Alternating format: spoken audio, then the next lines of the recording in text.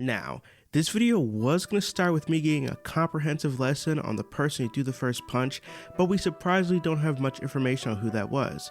And then I was like, okay, what about the person who invented fighting? And then I just thought about it for 2 seconds.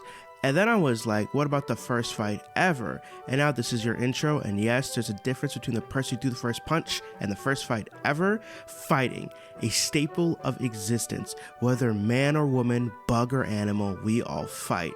Fighting is a staple in our culture, and dare I say it's in our DNA.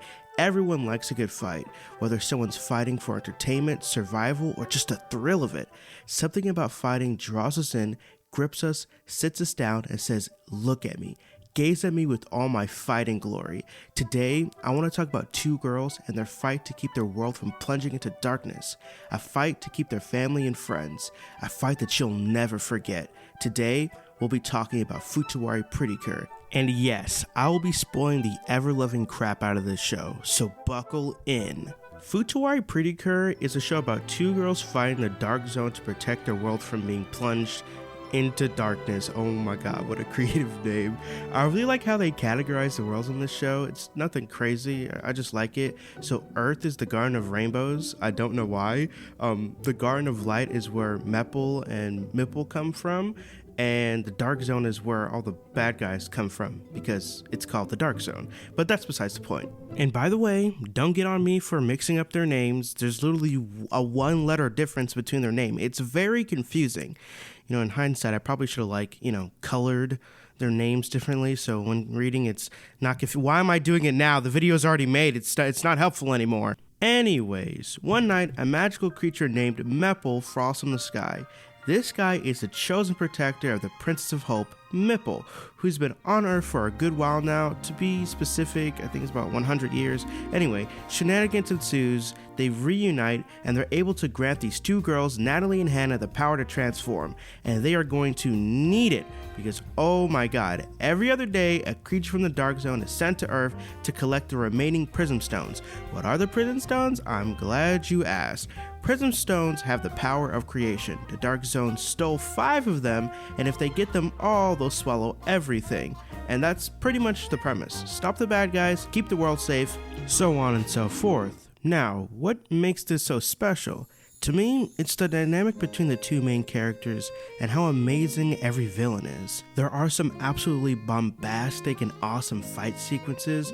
I'll take a cool looking fight any day of the week, but what really makes a fight is how much heart it has. But before we get into what really makes it so special, we have to talk about being focused, Ghost in the Shell, and how to try to wave the concept of yin and yang into my daily routine. I'm not crazy, I promise. At the time I decided to start watching Pretty Cure, there was a lot of thought put into that decision. I can be a very scatterbrained person. One second something goes in my head, and the next second it's out. One of the better ways to represent this is the amount of shows I start but never finish. It's not that I find these particular shows to be boring or uninteresting, they just slip my mind and I forget about them. And every now and then, when I'm scrolling down Netflix, I just never have the energy to finish what I started. And this was the turning point. I had fixed this problem, and without problems, you have nothing. I was able to crack the code in my brain. I had finished and caught up with all the shows I had started, and I had nothing to watch. Truly nothing to watch. Couple that with the fact that it's summertime and my brain truly had too many places to go, I had decided Ghost in the Shell would be the next thing I'd watch. But I know me well, and if I were to surround myself with infinite philosophical questions and concepts, I'd probably be depressed in a week, or around the 4th episode. I knew I needed something to even it out, something to keep my mind off the deep questions that the show would be asking me. That's where Pretty Cure came in. It was the perfect storm, really. It was my own personal yin and yang, the darkness of the cyberpunk world and the light of two girls beating the ever-loving crap out of bad guys. I would use Pretty Cure to drown out the mundane of my everyday life, and then I would use Ghost in the Shell to really challenge myself. But something happened that I wasn't expecting. There was a bit of overlap, obviously not to the extreme extent. Ghost in the Shell goes over some pretty gruesome stuff. I'm pretty sure a guy gets his head blown off in the first episode. But at the heart of the show, it always comes back to what it means to be human. Are memories what make up a person? Is there more to us? What does it mean to truly be alive? I found a lot of these core concepts about life popping up in Pretty Cure, especially surrounding some of the main villains. It definitely wasn't in your face though.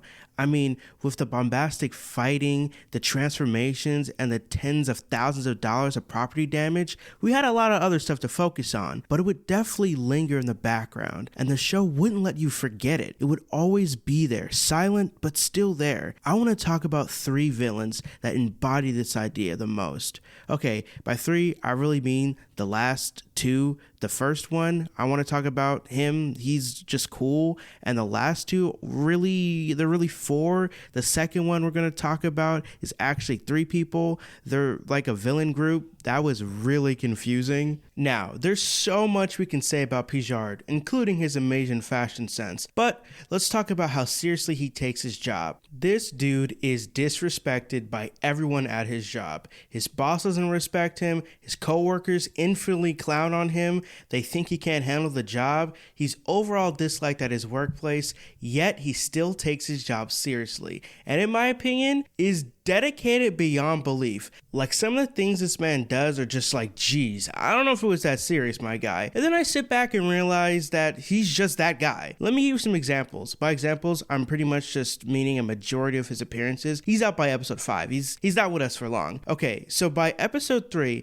he's already figured out their identities. I'm not going to pretend like it was hard, but that's a plus for a villain. So he figures out their identities, he finds their school, perfectly infiltrates their school with drip, might I add. He brainwashes one of their teachers, uses her as bait mid-fight. These girls are trying to box with this grown man, and he has their teacher walk into her imminent doom. Now, this establishes a few things for me. These villains in this show do not care. They will go through any lengths to get the job done. Now, I know that's how villains are supposed to be. I just wasn't expecting that from this show. Now, in the very next episode, to one-up himself, he hijacks one of their field trips. They went to a museum. He turns everyone into a statue and uses their bodies as weapons to fight these 2 girls. Now, watching this, my jaw was just on the floor because I know villains do devious stuff. This just felt different. And I don't know why. And this also brings up another point, but these 2 girls are crazy. The interesting thing about Natalie and Hannah is that the villains will literally pull up to their house and be like, we're going to murderize everyone in your home. We're going to burn it down. But we won't do that if you give us the prism stones. And they'll be like, burn the house down, murder everyone. We're not giving you the stones. These girls, they care, but they don't care. It's scary. Hannah will be getting murdered by one of the villains. And we'll be like, I'll stop murdering your friend if you give me the stones. And she'll be like, no, but I'll give you these hands. And if you hurt one of their loved ones, they'll fight even harder. There's no winning with these girls if you're the bad guy. Back on topic. Pisard, being the absolute Chad that he is, uses the statues and turns them into a tornado. Natalie and Hannah then attempt to perfectly shoot through the tornado to hit him. The chance of accidentally murdering one of their classmates was too high. I mean, they did it, but come on. Okay, episode 5 is the final time we see him, and it's one of my favorite moments in the show. This entire time, we're led to believe that this absolute menace to society will do anything to succeed. There's a lot riding on his success. If he could actually win and beat these girls, the respect he would get would be outstanding. There's no way he'd throw his chance of winning away. One thing I haven't brought up during this video is that they have to be together to transform. If they're not together, they can't transform. And Pisard gets them in that situation. He has Mipple, so the girls can't transform to fight him. And even though they can't, they still fully intend to. In this moment, my jaw was truly on the floor. He throws Mipple back to them. This was one of the most hype moments in the show for me. I didn't know what to believe. On one hand, I'm like, you just threw away your win. But on the other hand, oh my God, you're such a Chad. Because in that moment, he truly believed he could win. And when you're sitting there watching it, you believe it too. Something about this moment is just amazing.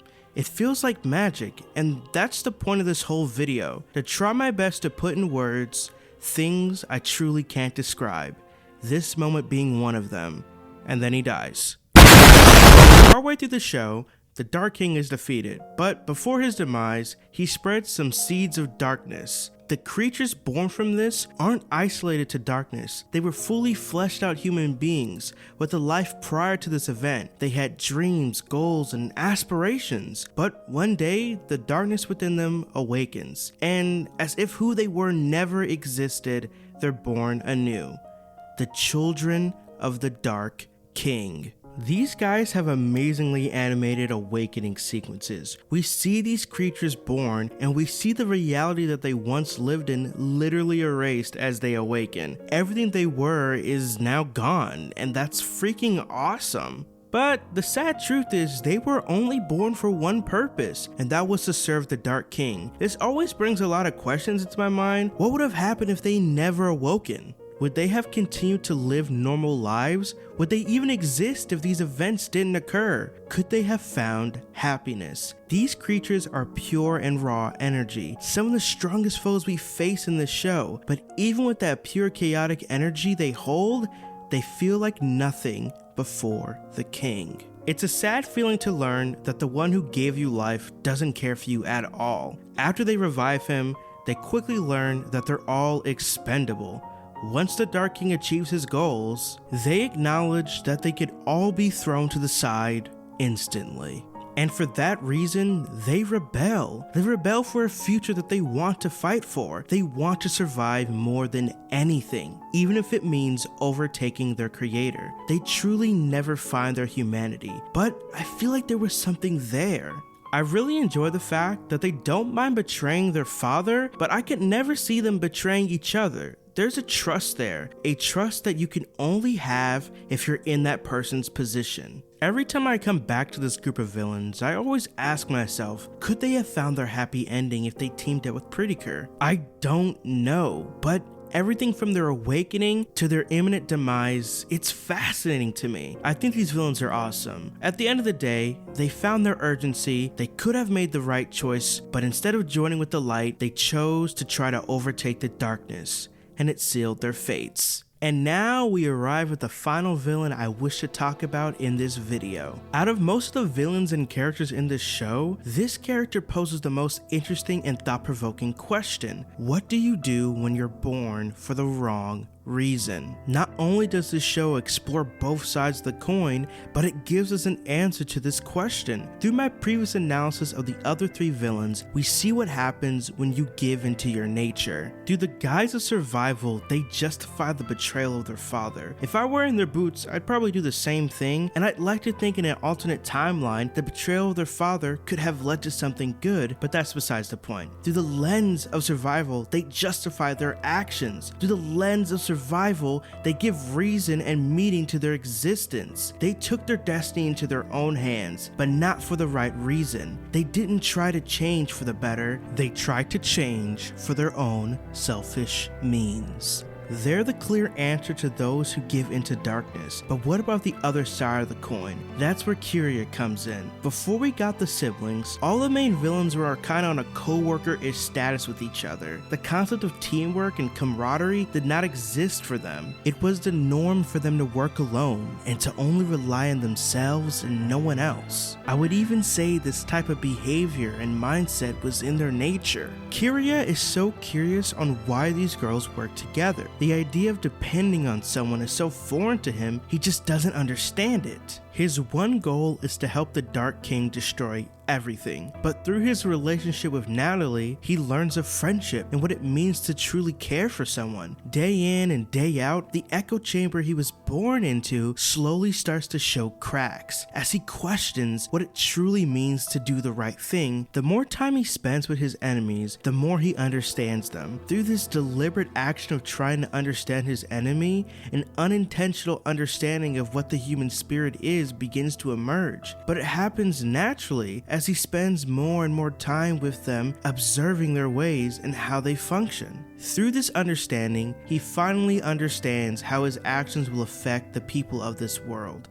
Now, on paper, he literally knew how it would affect them, but until now, he didn't think it mattered. More than anyone, he wishes that he wasn't born from darkness. More than anyone, he wishes he wasn't born from the dark zone. But more than anyone, he knows that that cannot be changed. Seeing him slowly understand that he's the bad guy really affected me, but at the end of the day, what could he do? He was born this way. You can't change who your family is. You can't change the environment you're born and raised up in. You have no control over those factors of your life. But the one thing you'll always have control over are your own actions. In the end, he chooses to give them the stones. He knows he can't stay with the thing he was made to destroy, and he knows he can't run from it either. And with that, he's gone. The only thing awaiting him, a fate worse than death. He's banished by the Dark King, forced to wander between the veil of darkness and light. But even though his actions cost him immense suffering, when he gets the chance, he helps the girls one last time. And in the end, he gets his happy ending. I find his story to be beautiful for so many reasons. Someone trying to cope with their position in life, knowing that they can't change, but still trying to do so. I think it's important he got his happy ending. I think it's important that the show tells us, no matter where you are in life, your actions can always breed the bright future your heart desires. That is the magic of Futari Pretty Cure.